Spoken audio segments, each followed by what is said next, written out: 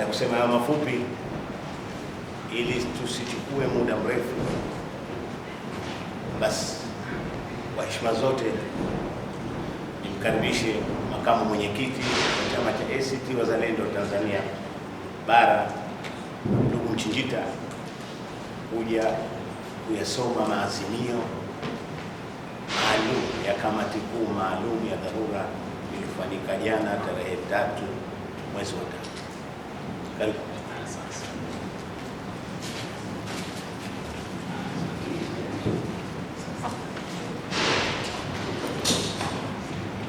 Habari za asubuhi. Niwashukuru waandishi kwa kuja kushiriki kwenye press yetu hii, na kama nilivyosema, mimi nitawasilisha hapa maazimio ya kikao cha kamati kuu maalum ya chama cha ACT Wazalendo iliyokutana tarehe 3 Mei mwaka 2026. Kamati kuu ya ACT Wazalendo imekutana kwenye kikao cha dharura kilichofanyika jana tarehe 3 Mei mwaka 2026 katika ukumbi wa Kainde Hichilema uliopo katika jengo la Maalim Seif, makao makuu ya chama hapa Dar es Salaam, kwa ajili ya kutathmini hali ya kisiasa nchini. Pamoja na mambo mengine, kamati kuu ya chama ilifanya tathmini ya kina ya muhtasari wa ripoti ya tume ya Jaji Chande kuhusu mauaji ya raia Oktoba mwaka 2025 na kuazimia mambo kadhaa. Kamati kuu ilizingatia kuwa tukio hili ni moja kati ya matukio makubwa yaliyotokea kwenye nchi yetu, ambayo hatuna historia ya kutokea matukio mazito kama haya, ambapo watu wanauawa, wanapigwa risasi kwa maelfu, na katika siku ambayo Watanzania wana nafasi ya kuchagua uongozi wao. Ilikuwa ni kielelezo cha kiwango cha kufifia kwa demokrasia na haki za kiraia kwenye taifa letu. Na kwa hiyo kamati kuu ACT Wazalendo, kwanza tunaendelea na msimamo wetu wa kuikataa tume ya Jaji Chande na ripoti yake. Kama ambavyo tulieleza kabla, tume hii iliundwa kwa ajili ya kuwasafisha, kwa maana ya kusanitize wahusika na wauaji wa Oktoba 2025 badala ya kuwawajibisha. Msingi wa ACT Wazalendo kuikataa tume hii ni kuwa ilikuwa ni tume inayokwenda kujenga mazingira ya kuwasafisha waliohusika na matukio ya mauaji kuliko kwenda kutafuta suluhisho na kuwajibisha wale ambao wamehusika na mambo haya.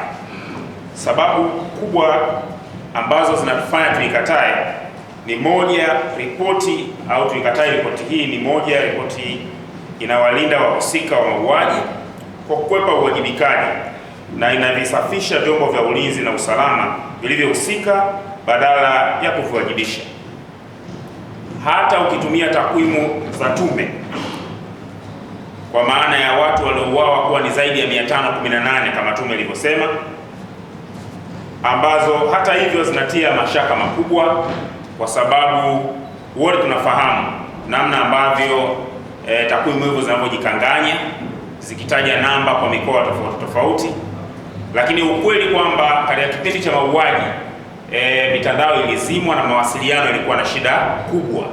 Kwa hiyo kupata taarifa sahihi juu ya nani hasa walihusika katika mazingira ambayo sehemu kubwa ya jamii ilikuwa inapenda kuwepo kwa tume huru ya kuchunguza, inatoa picha kwamba taarifa hii ni ndogo kati ya eneo kubwa sana ambalo au tatizo kubwa tulilokuwa nalo katika kipindi cha mauaji haya ya Oktoba 29. Haingia akilini kwa nini tume imeshindwa kutumia japo takwimu hizo ili kutoa wito wa vyombo vya ulinzi na usalama kuwajibika. Hatujawahi kuwa na tukio ambalo mauaji yanafanyika ya raia na watu zaidi ya 518 tume nasema wameuawa, na then kukawa hakuna mtu anayewajibika. Tume imetumia muda mrefu kuchunguza picha walizoziita ni za AI zilizoonyesha maiti ambao walikuwa wamezagaa kwenye mahospitali, wamebebwa kwenye malori na kuthibitisha kwamba sizo, lakini haikutumia muda japo kidogo sasa kuhangaika na kwamba watu hawa waliouawa waliuawa na nani. Hili ni jambo ambalo linashangaza na kuondosha kabisa dhana kwamba tume hii ilikuwa ina malengo ya kututoa hapa tulipo kwenda mbele. Lakini jambo la pili, tume inatia hatiani wananchi kwa kubadili malalamiko yao halali kuwa vurugu zilizopangwa.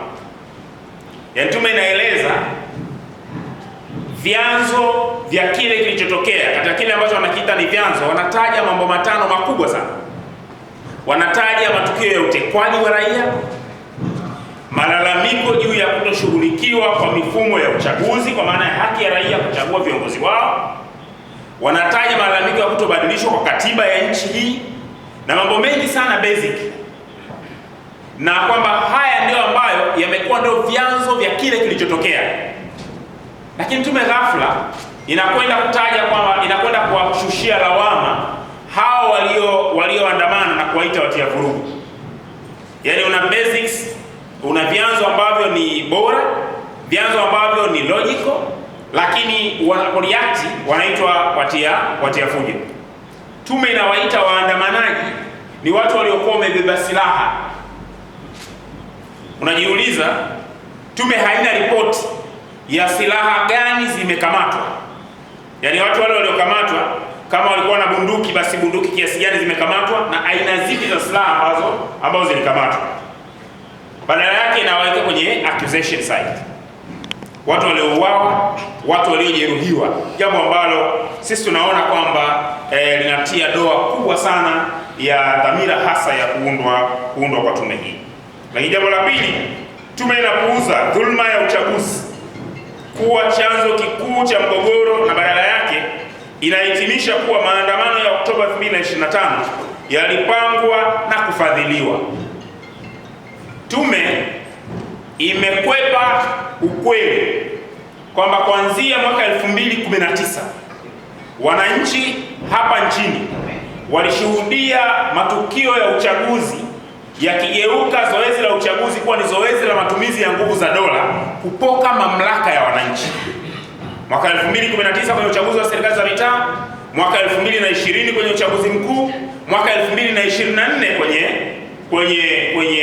kwenye uchaguzi wa serikali za mitaa na mwaka 2025 kwenye uchaguzi mkuu. Jambo ambalo leo Watanzania hakuna anayejivunia kwamba yeye ndio anayeamua nani ni mbunge wake, yeye ndio anayeamua nani ni diwani wake, yeye ndio anayeamua nani ni rais wake. Na kwamba hili ni jambo ambalo limefanyika baada ya maisha ya mfumo wa vyama vingi wa zaidi ya miongo mitatu, ambapo Watanzania walianza kufurahia haki yao ya kuchagua viongozi. Ghafla wameingia kwenye kiza, wakipokwa mamlaka yao na kukiongezeka matumizi makubwa ya vyombo vya dola kwenye uchaguzi na watu wengi kuwa wamejeruhiwa. Tume imeshindwa kuzingatia kwamba 2020 kwa mfano kulikuwa na mauaji kama haya yalifanyika Zanzibar, watu zaidi ya 21 waliuawa, watu walijeruhiwa, akina mama walibakwa kwenye matukio ya uchaguzi. Na kwamba haya ni mambo ambayo yalifanya wananchi waanze kutilia wasiwasi juu ya haki yao kama raia kuchagua viongozi wao. Tumekwenda kwenye uchaguzi huu, taifa lilikuwa limegawanyika. Kila mtu alikuwa anajua tumegawanyika kati ya kundi ambalo linaona uchaguzi huu ni maigizo, kwa sababu hakuna uamuzi wa wananchi utakaoheshimiwa. Lakini tume imekwepa kuliona jambo hilo kwa uzito wake. ACT Wazalendo ni kielelezo cha wazi cha dhulma ya uchaguzi mkuu wa mwaka 2025. Uchaguzi mkuu wa mwaka 2025, mgombea wetu wa ACT Wazalendo wa urais ndugu Luhaga Johnson Mpina alizuiwa kuwa mgombea kwa sababu zisizokuwa na mantiki ya kisheria. Nyinyi mnafahamu ilifika mahala ndugu Mpina kwa mara ya kwanza kwenye historia amekataliwa hata kupokelewa fomu yake. Maana tunakwenda kwenye uchaguzi, watu wamegawanyika. Watu wanaona uchaguzi huu ni maigizo tu, tayari watu wanajua nani ni viongozi wao. Sasa watu wanashiriki uchaguzi. Mnakwenda kwenye uchaguzi, at a start mnamzuia mgombea asirudishe hata fomu. Haya ni mambo yaliyokuwa yanatia hasira, yanayofanya wananchi waone kwamba haki yao inapotea, na ilikuwa rahisi baada ya hapo kuingia kwenye maandamano na kuonesha hisia zao, lakini tume haikuzingatia hayo mambo kama ni sehemu ya masuala muhimu yaliyopaswa kuangalia. Lakini jambo lingine ambalo tunatazama, tume inatoa mbinu za kuchelewesha haki badala ya kutekeleza wajibu wake wa kueleza ukweli halisi. Mathalan, tume imeshindwa kabisa kusema chochote juu ya nani aliwaua wananchi zaidi ya 518. Ripoti yote tume inasema inakwepa. Kila inapofika mahala ieleze nani aliua, tume inakwepa. Tume imewakuta majeruhi 2000, zaidi ya 2390 wanasema wamepigwa risasi, lakini tume inasema imeona zaidi ya raia 518 wameuawa kwa kupigwa na vitu vyenye ncha kali. Wanakwepa kwamba ni risasi ndio iliyotumika, tukikubaliana na wao kwamba ni vurugu. Unaweza kujiuliza, zilikuwa wapi risasi za plastiki zinazotumika kudhibiti vurugu? Ni wapi mabomu ya machozi yalitumika yakashindwa, tukalazimika kutumia silaha za moto? Ni wapi maji ya kuwasha ambayo yamekuwa yakitumika siku zote kukabiliana na waandamanaji na maeneo mbalimbali ambayo yana vurugu yalitumika yakashindwa, ndio risasi zikatumika? Kuanzia hatua ya kwanza, majeshi yametumia risasi kuua raia. Hapa kwetu ofisini, sisi tulikuwa tunashiriki uchaguzi, lakini ofisi yetu imepigwa risasi 2. Jengo limepigwa risasi kwa sababu kulikuwa na vijana kutoka hapa center wana organize information. Walipokuwa wanafuatilia wale waliokuwa wanazunguka huko na kutaka kuchukua picha, wakashambulia kwa risasi hapa. Haya, hapa kulikuwa na nani ambaye alikuwa anafanya vurugu kiasi ambacho maji ya kuwasha hayakumtosha, mabomu ya machozi hayakumtosha, jeshi likaamua kutumia risasi. Kwa hiyo moja kwa moja, kuanzia hatua ya kwanza, tume imekwepa kuona mvua ya risasi iliyokuwa inanyesha Dar es Salaam ikiwashambulia raia waliokuwa kwenye majumba yao. Hawa vijana waliokwenda kupigwa risasi hapa walikuwa ofisini, hawakuwa hata nje ya ofisi. Badala yake, tume inapendekeza kuundwa kwa tume nyingine ya uchunguzi kufanya kazi ambayo ilipaswa kufanywa na yenyewe. Yaani wametumia miezi 5 hawajajua hata nani aliua. Wanasema tupate tume nyingine ije ichunguze nani ndio aliua, lakini inajua kwamba wale waliouawa walikuwa wanafanya fujo, wale waliouawa. Ni mambo ya kushangaza sana. Imetumia muda mrefu kuchunguza makosa ya waliouawa na kupigwa na kujeruhiwa kuliko kutumia muda kuchunguza nani alikuwa anaua. Haya ni mambo ya dhihaka ambayo hayapaswi kupewa nafasi katika wakati ambao taifa linaugua msiba mkubwa kama huu.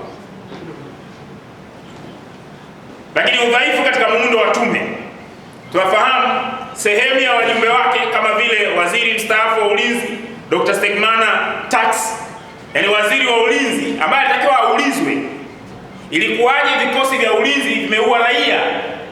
Yeye ndo anakuja kuuliza.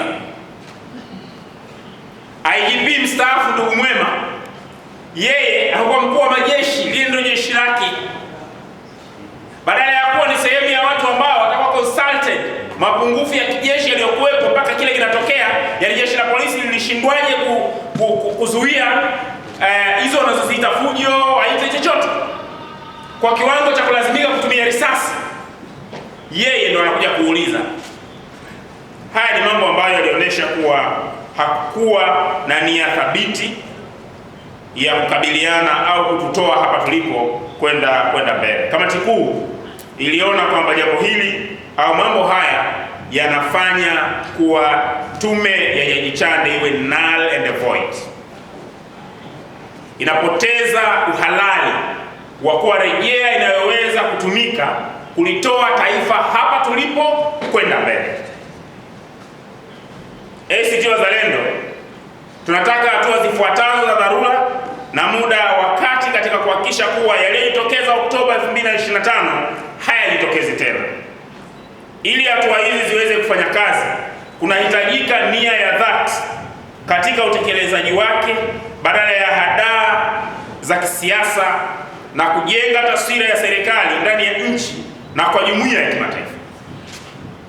Na hapa ningependa tujaribu kuangalia mazingira siku tume ya Jaji Chande wanawasilisha hii ripoti. Sijui ni nchi gani iliwahi au ni wapi unapewa taarifa ya msiba unapigia makofi. Wanashuhudia siku ile rais anatoa taarifa ya mauaji makubwa kama haya, wale waliokuwepo pale wanapiga makofi juu ya hiyo taarifa. Inakuwa picha kwamba hakukuwa na seriousness ya kudili na tatizo kubwa ambalo limetokea kwenye nchi yetu, tatizo ambalo ili lisitokee tena lazima tulitafsiri kwa ukubwa wake. Hatua za dharura ambazo tunadhani zinapaswa kufanyika kwa ulazima ni moja, kuanzishwa kwa uchunguzi huru wa kimataifa chini ya Jumuiya ya Umoja wa Mataifa, Umoja wa Afrika au SADC, wenye ulinzi kamili wa mashahidi, masuala muhimu. Na hapa tunataka kuzingatia masuala muhimu kwa sababu kumekuwa na dhana kwamba kana kwamba kuundwa kwa jumuiya ya kimataifa ni kuligeuza taifa letu kufanya ile sovereignty yake iwe imekuwa submitted kwa hizo jumuiya. Lakini haya ni mambo ambayo sio ya kweli. Kwanza, jumuiya zote za kimataifa tunazozisema ni jumuiya ambazo Tanzania ni mwanachama, na moja kati ya wajibu wa hizi jumuiya ni kulinda haki za binadamu kwenye mataifa yote. Lakini sisi tunafahamu Tanzania yenyewe imewahi kutoa viongozi wake kushiriki misheni za jumuiya za kimataifa kutatua matatizo kama haya kwenye nchi nyingine. Aliyekuwa rais wa awamu ya 3 ndugu Benjamin Mkapa alikwenda kushirikiana na Kofi Annan kutatua mgogoro kama huu Kenya baada ya mauaji ya mwaka 2007. Wakafanya kazi kubwa na baadaye wakaitoa Kenya kwenye lile lindi la kutumia chaguzi kuwa ni sehemu ambapo raia wanauawa, kuwa Kenya ya leo ambayo inayo katiba mpya na inaheshimu haki za raia. Na sisi tumeshiriki Sudani ya Kusini chini ya jumuiya ya kimataifa. Kwa leo Tanzania tukisema kwamba jumuiya za kimataifa zije zishiriki kutatua mgogoro huu, inashangaza sana kusikia huyu Jaji Chande mwenyewe wakati anafanya kazi hii.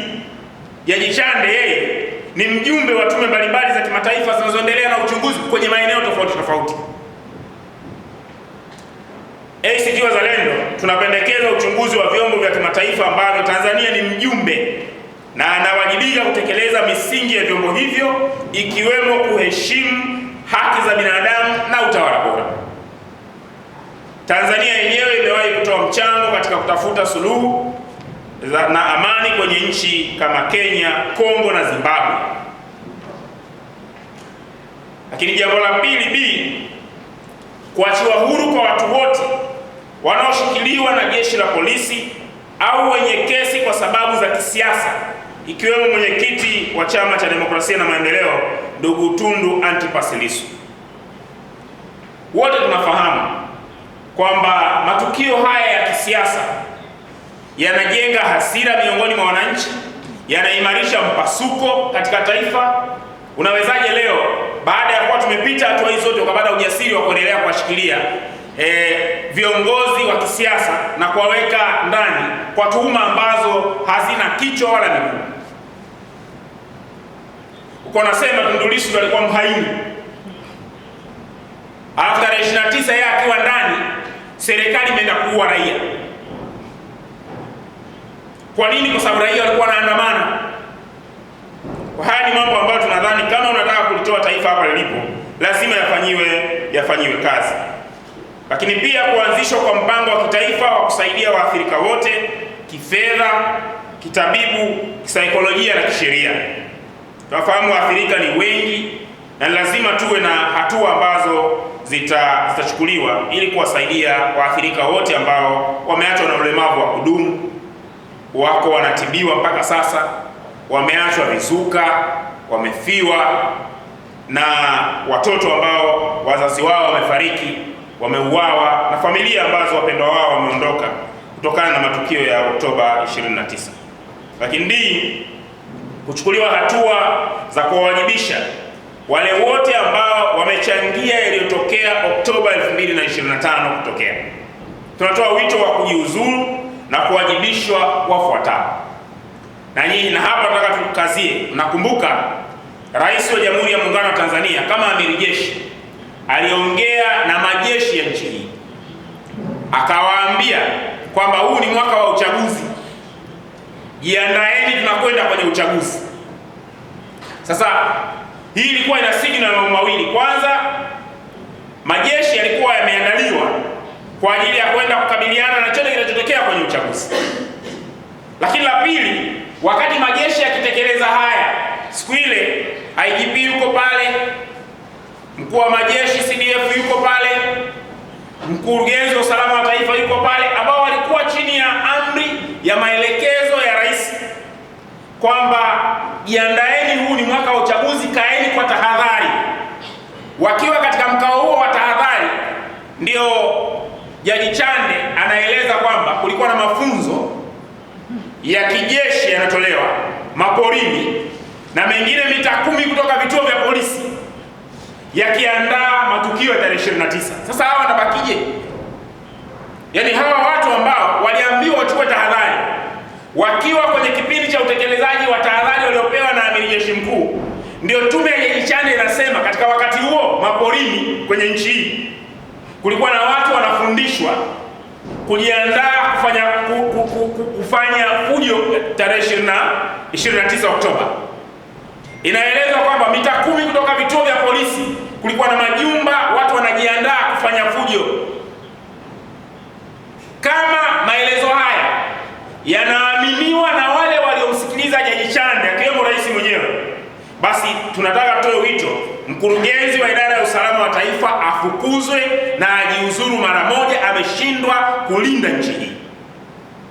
Lakini natoa wito, mkuu wa jeshi la polisi IGP aondoke kazini, kwa sababu haiwezekani vituo vyake vya polisi mita 10 kutoka kwenye hivyo vituo kunawezekana kunapangwa hujuma itakaopelekea mauaji ya raia, na yeye na polisi wake wapo, hakuna wanachoweza kufanya. Mwisho wa siku unakuja kuambiwa kwamba haya yalipangwa mbele ya macho ya jeshi la polisi na hawakuchukua hatua.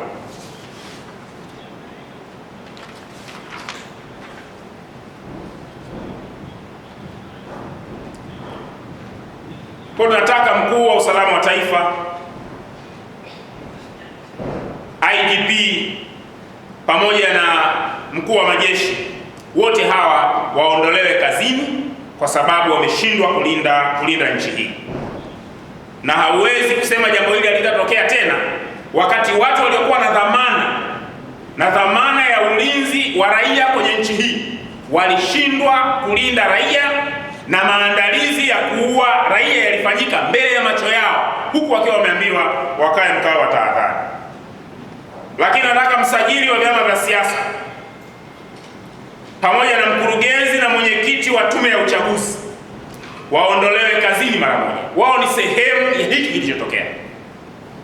Msajili wa vyama vya siasa amekuwa muhimili wa uovu wa kuviingiza vyama vya siasa kwenye migogoro. Amejiingiza kwenye chaguzi kwa kiwango cha kuwaondoa wagombea wa vyama, na mwisho wa siku migogoro ya kiuchaguzi inatupelekea tupate mauaji kama haya. Tume ya Taifa ya Uchaguzi imeshindwa kusimamia uchaguzi, ikatoa haki kwa raia ya kuchagua viongozi wao kwa kiwango cha kujenga hasira na wananchi kujitokeza hadharani katika tarehe 29 Oktoba, jambo ambalo limepelekea mauaji na wao ndio wahusika. Lakini wakuu wa mikoa iliyohusika na mauaji ya wananchi wawajibishwe, sababu wao ndio walikuwa wenye viti wa kamati za ulinzi na usalama. Mkuu wa mkoa wa Dar es Salaam Albert Chalamila anapaswa kutoka. Mkuu wa mkoa wa Mbeya Beno Malisa anapaswa kuondoka. Haiwezekani watu wanauawa, wewe ndio mwenyekiti wa kamati ya ulinzi na usalama, halafu eti wewe huwajibiki. Mkuu wa mkoa wa Songwe Jabiri Omari Makame aondoke. Mkuu wa mkoa wa Mwanza Saidi Mtanda aondoke. Mkuu wa mkoa wa Geita Martin Shigela anapaswa kuondoka. Mkuu wa mkoa wa Arusha Amos Makala anapaswa kuondoka. Mkuu wa mkoa wa Iringa Heri James anapaswa kuondoka. Mkuu wa mkoa wa Dodoma Rosemary Senyamule anapaswa kuondoka. Mkuu wa mkoa wa Shinyanga Mboni Mhita anapaswa kuondoka. Mkuu wa mkoa wa Mara Kanali Evans Alfred anapaswa kuondoka. Mkuu wa mkoa wa Ruvuma Brigedia Jenerali Ahmed Abasi wanapaswa kuondoka. Hawa ni watu ambao wakiwa wenye viti wa kamati za ulinzi na usalama kwenye mikoa yao raia wameuawa. Hauwezi ukasema kwamba hawahusiki. Ni katika hatua gani wao waliruhusu risasi zikapige raia kwenye mikoa yao? Haya ni mambo ambayo yanapaswa kupewa uzito, na vinginevyo itakuwa hatuumizwi na msiba huu. Watu hawawezi kuwa wanauawa katika taifa lao wakipigania haki zao, halafu wale ambao wanahusika kwenye kulinda haki yao ya uraia wabaki ofisini wakiendelea na shughuli zao, halafu tukajidanganya kwamba jambo hilo haitokaa litokee tena. Litataje kutokea tena? Limwathiri nani?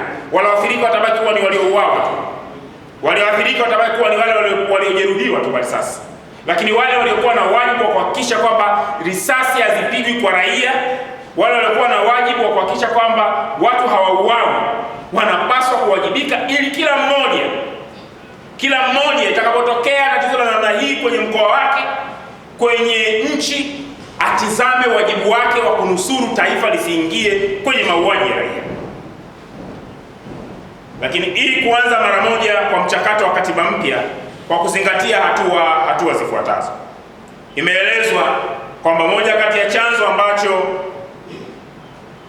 kimepelekea hali hii ni kuwepo kwa madai ya muda mrefu wa katiba mpya kupatikana na then kuwa haipatikani. Hata hivyo, tunataka tofautiane kabisa na mapendekezo ambayo Jaji Chande yanayatoa kwenye maeneo kadhaa. Sisi tunadhani mchakato huu unapaswa kupitia hatua zifuatazo. Moja, kufanyiwa marekebisho kwa sheria ya mapitio ya katiba na kura ya maoni, kisha kuitishwa mkutano wa kitaifa wa wadau wote. So tunafahamu kwamba katiba ilikwama kwa sababu kuna mambo ambayo kama taifa tulitofautiana.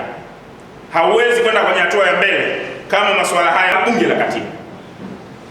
Lakini pia mamlaka ya rais. Meeleza rais wa nchi hii ana mamlaka ya kikoloni. Yaani sisi ni taifa ambalo tuna rais ambaye mamlaka yake hayana tofauti na aliyekuwa malkia wa Uingereza wakati ule taifa hili liko chini ya ukoloni.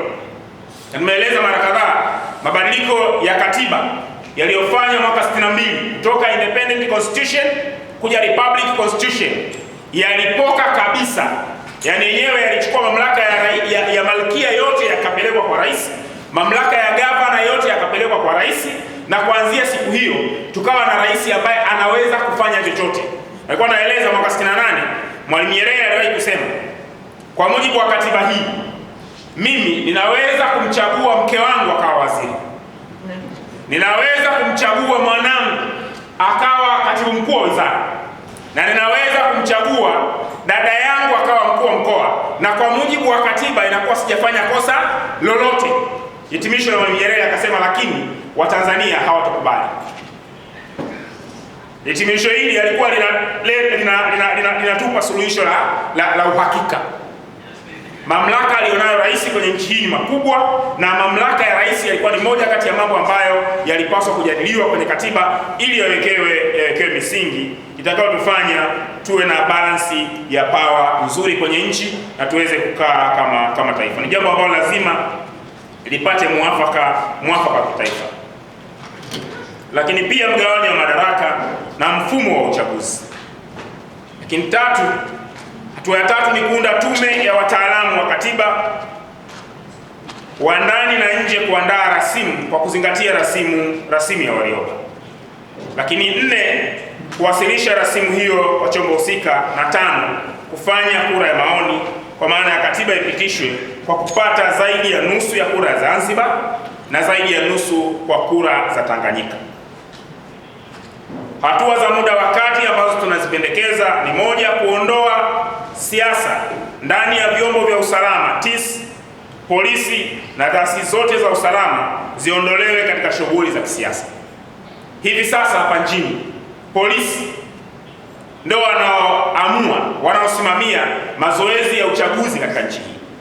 Wao ndio wanaamua nani atakuwa diwani, wao ndio wanaamua nani atakuwa mbunge, na wao ndio wanaamua nani atakuwa, na wenyewe wako proud. Tumewaona baadhi ya mapolisi in public wanaonesha kazi yao kwamba wakiwa na mitutu ya bunduki wanahakikisha nani ni rais wa nchi hii, wakiwa na mitutu ya bunduki wanahakikisha nani ni diwani kwenye nchi hii, hivyo hivyo mbunge. Imefika mahala leo watu wanatizama kuwa ifike mahala mtu ili uwe mbunge inabidi uangalie mahusiano yako na polisi, inabidi uangalie mahusiano yako na idara ya usalama wa taifa. Intervention ya idara ya usalama wa taifa kwenye chaguzi za nchi yetu sio tu kwamba ule unyeti wa kwamba swala hilo ni muhimu linapaswa kuangaliwa, ni swala kwamba idara ya usalama wa taifa inaamua nani awe mbunge, nani awe diwani, nani awe rais katika nchi yetu, na they are proud of it. Ukikutana nao maelezo, wanaona huo ni wajibu wao. Wamekuwa ni wahusika kwenye kupika matokeo. Nchi hii ballot stuffing imekuwa ni jambo la kawaida. Yaani unazunguka kwa mtaani karatasi nyeti za kura, karatasi ambazo kabla hujapewa unatakiwa ukasaini ile sheria ya usalama wa taifa ya kutunza nyaraka za siri, ukale kiapo. Hiyo karatasi ukisha saini hiyo sheria, umesaini kiapo ambacho kama utakiuka unaweza kufungwa zaidi ya miaka 30 jela. Lakini hizo karatasi ziko mtaani na unampa polisi hata hawashangai. Yaani wenyewe wanajua tu ziko huko mtaani. Ukutana nao polisi wanazijua, au watu wa usalama wa taifa wao ndio wanasambaza.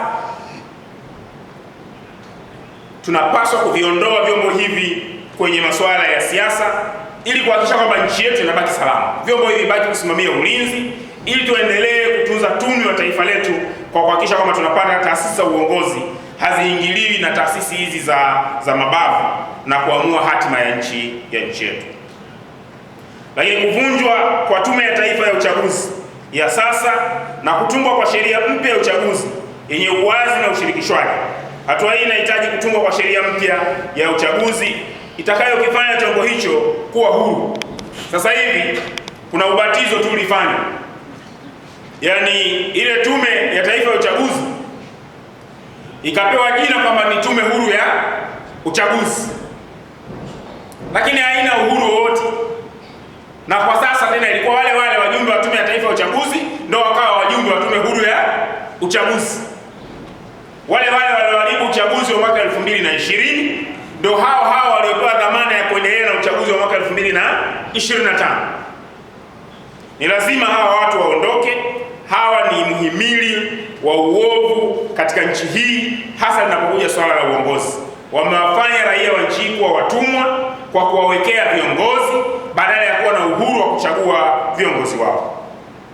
Lakini si kutekelezwa kwa mapendekezo ya Tume ya Haki Jinai, ikiwemo mageuzi ya jeshi la polisi kutoka chombo cha mabavu kwa maana ya police force kwenda kuwa chombo cha huduma za kipolisi. Jaji Chande aliwahi kufanya kazi nzuri sana. Sijui imekuwaje hapa juzi amekuja kufanya mambo ambayo mimi huko nyuma siku zote ilikuwa tunaona tume za majaji zinakataliwa tu na marais. Lakini kuwa tume ya jaji ni kituko, hii nadhani ndio ya kwanza.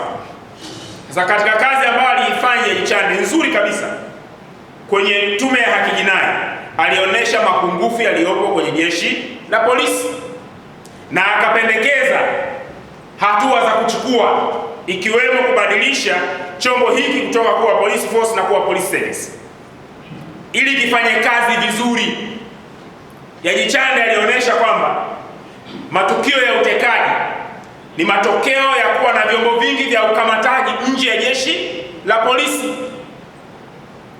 na ambayo imekuwa facilitated kisheria. Kwa sheria ya usalama wa taifa iliyopitishwa mwaka 2023 inaruhusu askari wa usalama wa taifa kukamata raia. Jeshi la usalama wa taifa hawana mahabusu. Mfumo wetu wa sheria hapa nchini, hakuna askari wa usalama wa taifa anayepeleka kesi mahakamani. Sasa wanawakamata na wapeleka wapi?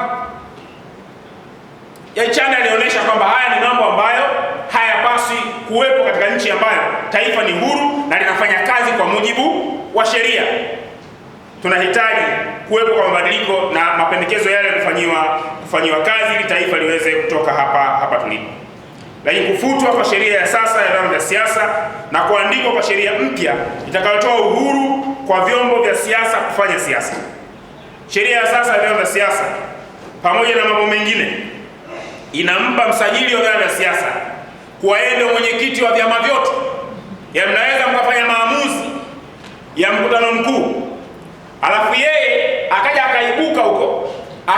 akaibuka na resolutions zake, na kwamba ana mandate ya kureinforce hizo resolution zikafanyiwe kazi kwenye vyama. Huu umekuwa ni msingi wa migogoro, na kuvifanya vyama, taasisi za kiuongozi kupoteza mamlaka yake.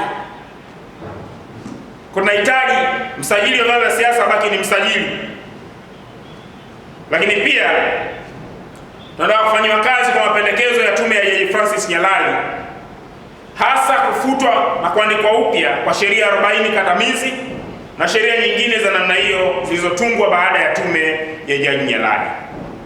Hatua za muda mrefu tunapendekeza katika hatua za muda mrefu, ACT Wazalendo tunataka kusukwa upya kwa utumishi wa umma nchini ili kujenga utumishi wa umma unaofanya kazi kwa weledi badala ya kutekeleza matakwa na maslahi ya Chama cha Mapinduzi. Hivi sasa watumishi wa umma nchini wamekuwa ni mateka wa taasisi za kisiasa, kinyume na katiba, kinyume na sheria. Walivyo hawana aibu.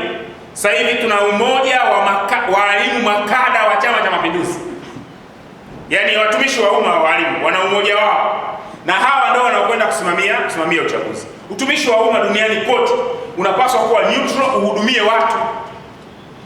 Bureaucracy unapoifanya iwe yenyewe ni sehemu ya mambo ya siasa, unaharibu nchi. Tunatumia fedha nyingi kutengeneza wataalamu kwa ajili ya nchi yetu. Mabilioni ya fedha kila mwaka tunayatenga tuzalishe wataalamu watakaokuwa watumishi wa umma, watumishi wa taifa hili. Badala ya kuwafanya hawa watumishi wetu wa umma wawe ni chanzo cha maarifa na weledi na kuendesha taifa letu, tunawageuza kuwa wahanga wa shughuli za kisiasa. Matokeo yake nini leo? Leo wote tunaona hali ilivyo vyuo vikuu. Kuna mijadala ya msingi vyuo vikuu inafanyika. Vijana wamepoteza weledi vyuo vikuu, na ni simple to calculation. Huko nyuma marais wote ukianzia Mwalimu Nyerere, alikuwa watu wanaomchallenge most ni vijana wa vyuo vikuu. Discussions za vyuo vikuu mpaka Mwalimu Nyerere kaenda kuatia bakola kina Samuel Sita. Lakini finally akina Sita ndio wakawa viongozi kwenye nchi hii. Mzee Mwinyi aliwahi kufunga mpaka chuo kikuu cha Dar es Salaam, akawatoa wanafunzi kwa muda, baadaye akawarejesha kwa sababu ya mijadala na uhuru wa vijana wa vyuo vikuu. Hivyo imekuwa wakati wa Kikwete mpaka wakati wa Mzee Mkapa. Sasa hivi vyuo vikuu vimepoteza hiyo, na wale vijana wote walikuwa wana challenge wamekuja kuwa ndio viongozi wetu. Leo hawa vyuo vikuu vimekufa. Vijana wetu wanatoka vyuoni wanaandaliwa kuwa makada kuliko kuwa watumishi wa umma ambao watakuwa na critical minds, watakuwa wanajitegemea, hawatofanya maamuzi kwa misingi ya kisiasa.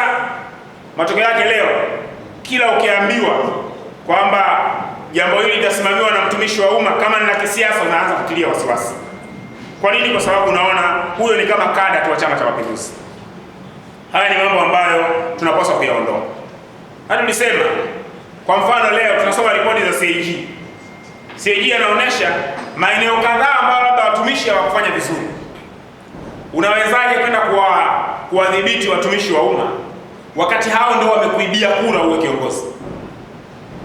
Yaani walimu, wakurugenzi ndio wameiba kura, mmepata rais, mmepata mbunge, mmepata diwani. Haya leo CAG anasema wamekula hela na kwenyewe wameiba. Yaani wewe waliokuibia ndio kwa kiongozi, unawezaje kuwa na ile moral authority ya kwenda kuwadhibiti wao?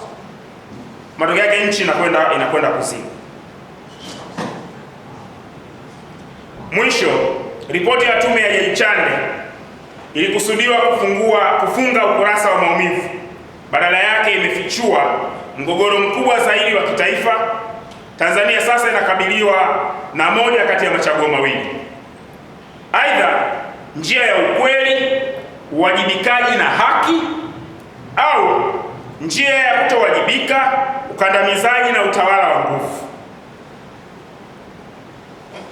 Njia ya ukweli, uwajibikaji na haki inataka kwanza kukubali kwamba kuna makosa yamefanyika. Unapofika mahala leo haukubali kwamba kuna makosa yamefanyika, maana yake nini?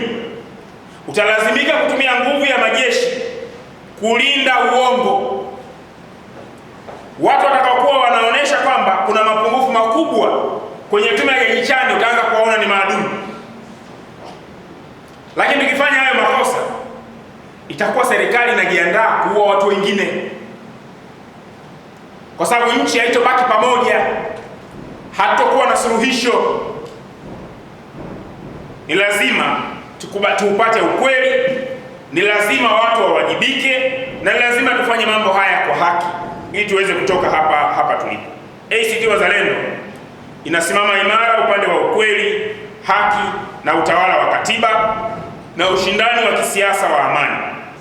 Maisha ya Tanzania zaidi ya 518 waliopotea, wale 245 ambao hawajulikani walipo, ambao ni zaidi ya 245 kama ilivyosemwa, pamoja na mustakabali wa taifa letu, vinadai hatua madhubuti zaidi kuchukuliwa. Hii inahitaji kufumuliwa kwa mfumo mzima wa uendeshaji wa nchi yetu, ikiwemo mwelekeo mpya wa kikatiba kwa maana ya constitutional order, weledi wa vyombo vya dola na utumishi wa umma kwa ujumla. Haya ni mambo ambayo ni muhimu, na kama tunataka tutoke hapa kama taifa, ni maoni ya kama tayari kukabiliana na changamoto hizi kwa uzito wake. Mauaji yaliyofanyika kwenye nchi yetu ni makubwa. Uzito wa jambo hili unapaswa kuonekana kwenye namna tunavyolishughulikia, na sio kubabaisha ukasema hujui nani aliyeua, wewe umeona tu watu wamekufa.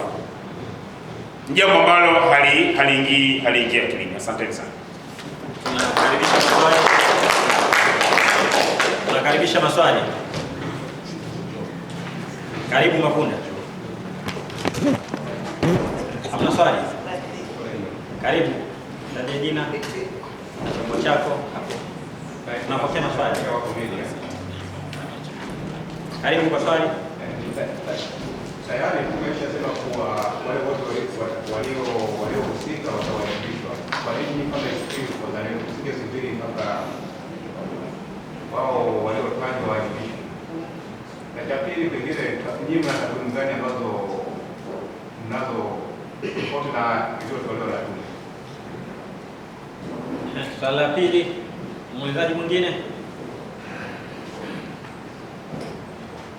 Muulizaji mwingine? Karibu tujibu. Swali hili hapa. Inasema dhana ya uwajibikaji.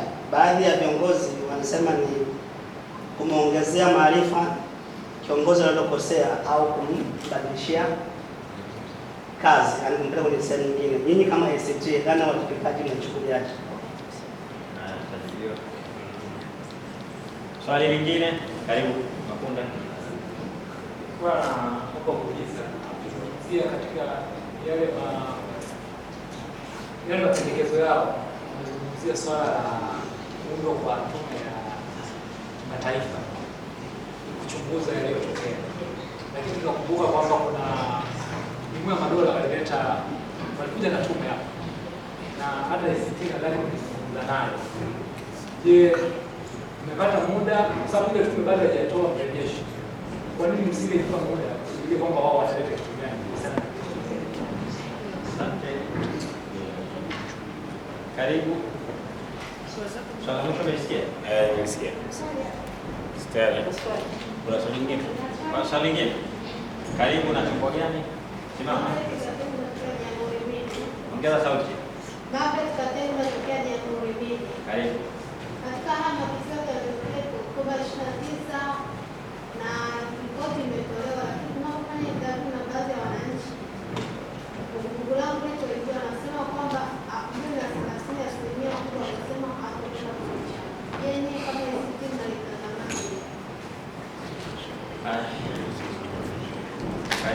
Makamu. Sajidia kwa hapa sasa.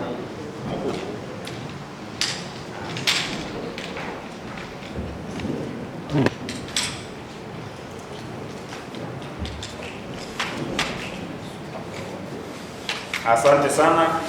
Swali la kwanza ilikuwa ni kwa nini tusisubiri waliofanya wawajibishwe. Hakuna mapendekezo ya uwajibikaji mpaka sasa, na kama tumesikia tume ya Jaji Chande ilichokisema yenyewe, kwanza imejenga picha. Kwanza mnakumbuka maelezo ya rais aliyotoa juu ya nini kilicho, wale walioandamana walikuwa wanataka nini. Kwa jicho la rais walikuwa ni wahaini, maanake ilikuwa ni watu wanaotaka kupindua nchi. Jaji Chande hakuja na hiyo faini, lakini amesema walikuwa wanafanya vurugu. Na kama ukimsikiliza vizuri Jaji Chande, kila alipendekeza uchunguzi kufanyika kwenye maeneo mengi sana, anazungumzia watu kwenda kuhojiwa, kwa sehemu kubwa wale ambao wamechochea vurugu, na maeneo machache yale ambayo kuna matukio ya mauaji ya peke yake. Kwa hiyo hakuna kwa kweli pendekezo la uwajibikaji. Hasa alipokuwa anatoa ufafanuzi, anaongea na waandishi wa habari, unaweza kuelewa kwamba kila alichokuwa anakisema Jaji Chande kilikuwa ni kitu cha namna gani. Kwa hiyo sisi wito wetu ni uwajibikaji kufanyika, na kama mpango wa uwajibikaji upo, tutasema hilo ni jambo zuri.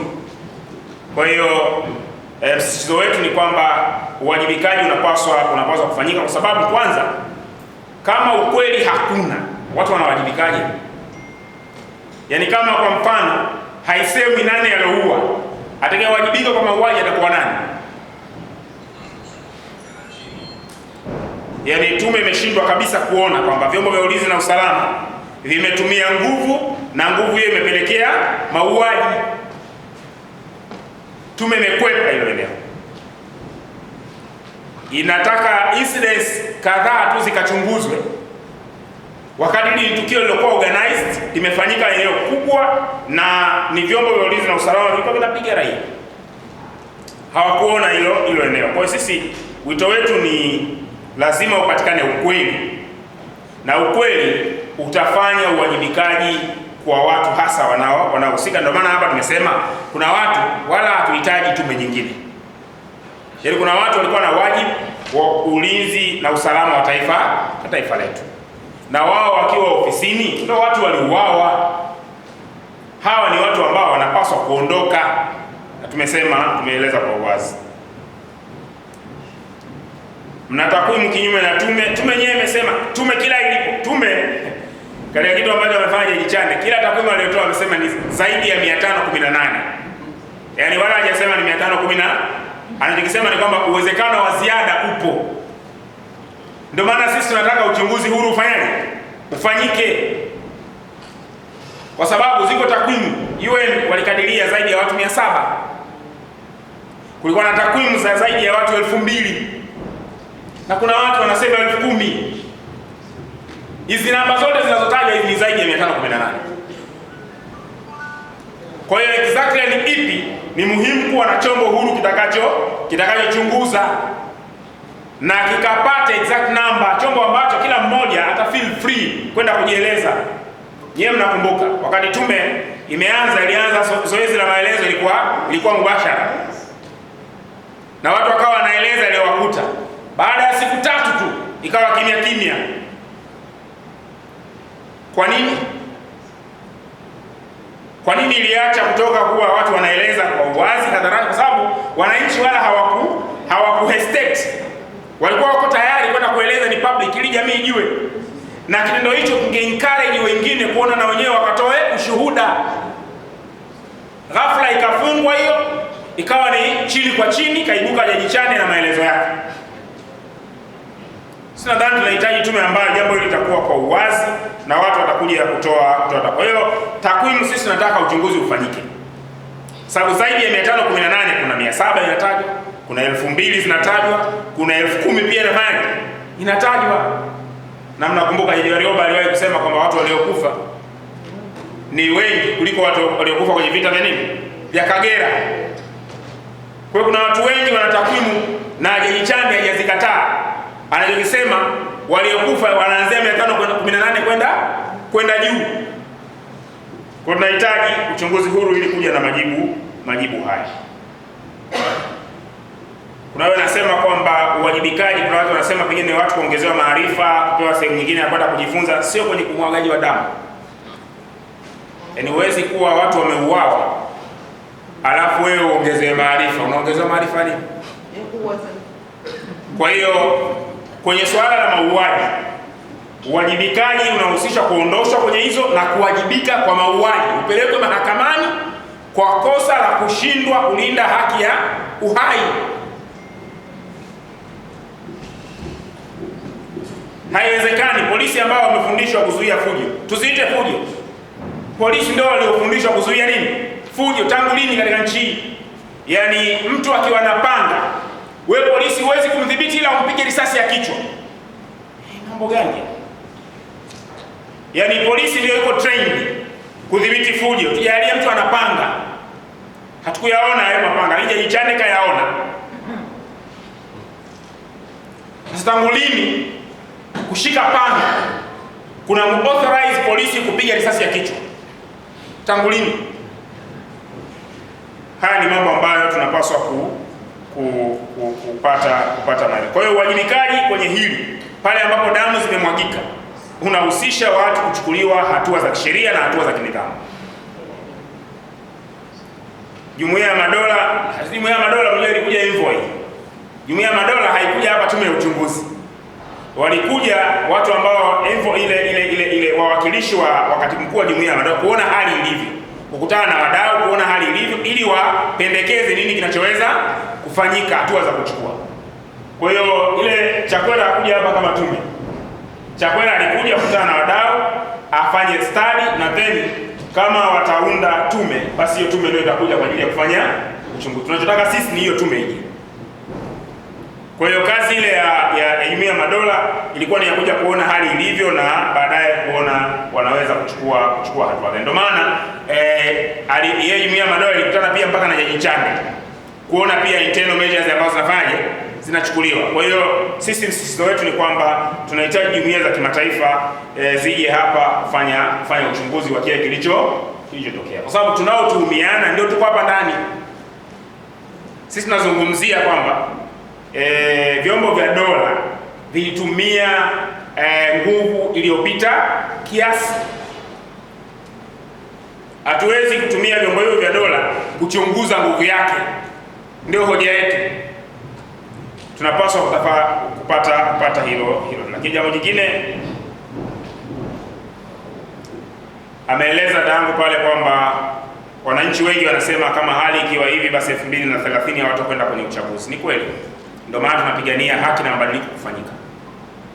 Kama wananchi watakuwa wakiuona uchaguzi wanaona makaburi yao, kama wananchi itakuwa wakiuona uchaguzi wanaona wanavyokwenda kupata vizuka, kama wananchi watakuwa wanaona uchaguzi kama maigizo, hawatakwenda kupiga.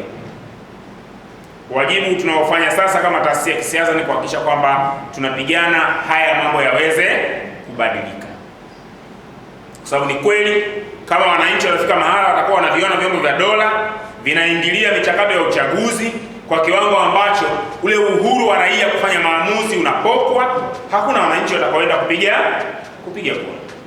Na haya ni matatizo ambayo sasa tunatafutia suluhisho. Tunahitaji kuwa na mabadiliko ya katiba, tunahitaji kuwa na tume huru ambayo uhuru wake hautokani na jina lake. Uhuru wake unatokana na misingi ya kikatiba ambayo imewekwa, lakini pia namna ambavyo inaundwa na namna inavyofanya kazi. Haya ni mambo ambayo yakisimamiwa vizuri yatafanya tutoke hapa tulipo na tuweze kupata suluhisho. Nashukuru sana. Na endapo hao wahusika wanaohudumiwa hawatachukuliwa hatua kali za sheria, upande wenu kama ACT Wazalendo, nini kitafuatia? Asante. Taasisi ya kisiasa ina wajibu wa kwanza wa kuadvocate ili haki iweze kutendeka. na hii ndio kazi ambayo tunaifanya. Na kwa hiyo kama itakuwa haki haitendeki, hiyo ndio kazi ambayo tutaendelea nayo. Tutaendelea kupambana kuhakikisha kwamba haki inafanyaje, inatendeka, na tutaendelea kuhamasisha wananchi wawe ni sehemu ya mapambano haya. Moja kati ya mambo ambayo ACT Wazalendo tunajivunia, tuliweka wazi kwamba haki za kiraia ni lazima zipiganiwe, na tulisema kwamba tunaendelea kuandaa wananchi kuhakikisha kwamba wanakuwa na uwezo wa kulinda haki zao za kiraia.